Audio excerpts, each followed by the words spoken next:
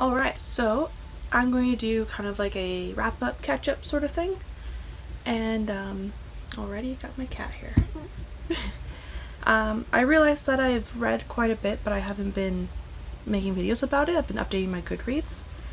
So I'm just going to fly through some stuff real quick to give where I'm at.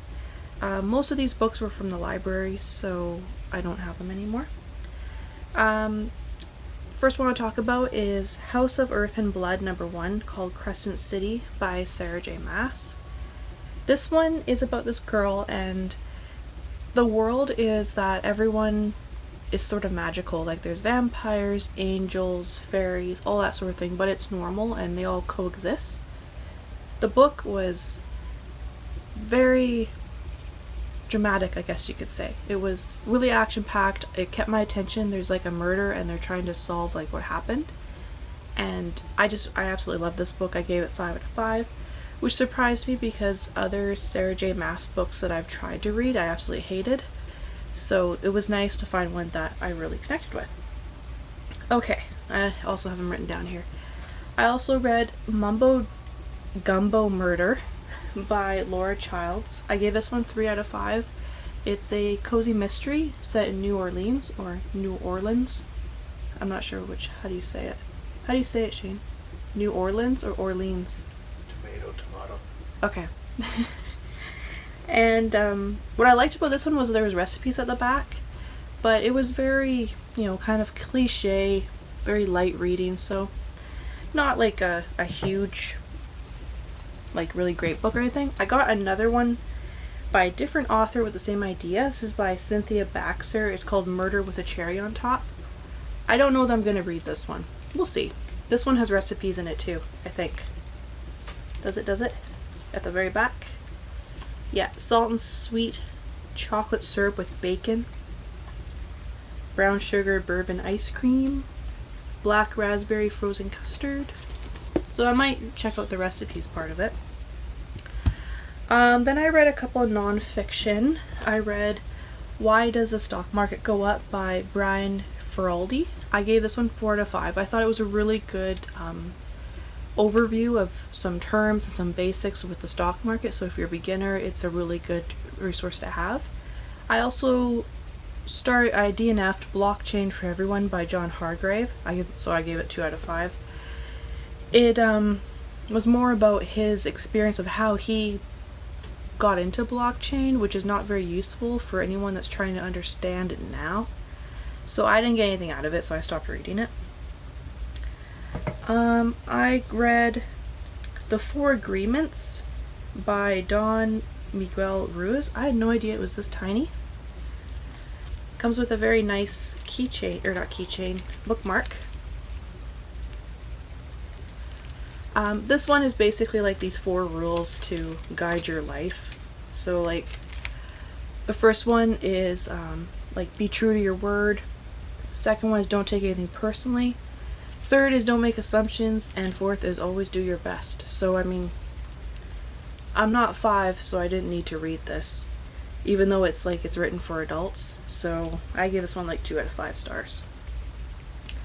Then I'm going to talk about what I have going on.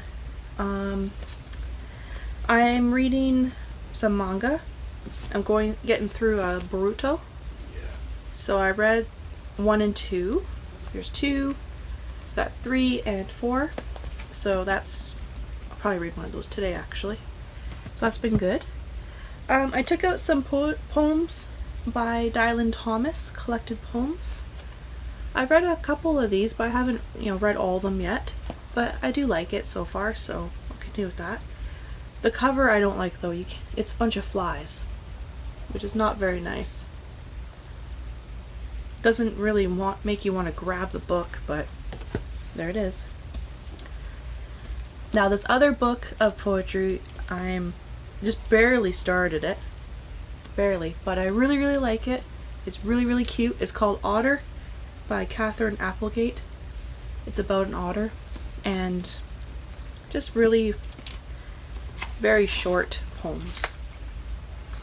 Just feel good. So it's Sunday. I might gonna read this too, actually. It's a good Sunday thing. I saw they had the was it large font? Is that what you call it? Large text for Full Throttle short stories by Joe Hill. So I'm only partway through the first one, but I'm looking forward to getting through this because I really like this author.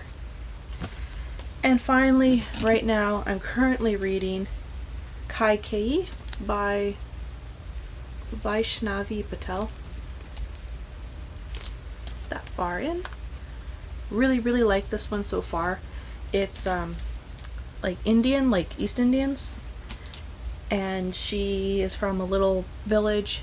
She has this power or meditation technique, I guess you could say, that she discovers that where she can see her bond between herself and someone else, so she can manipulate it a little bit.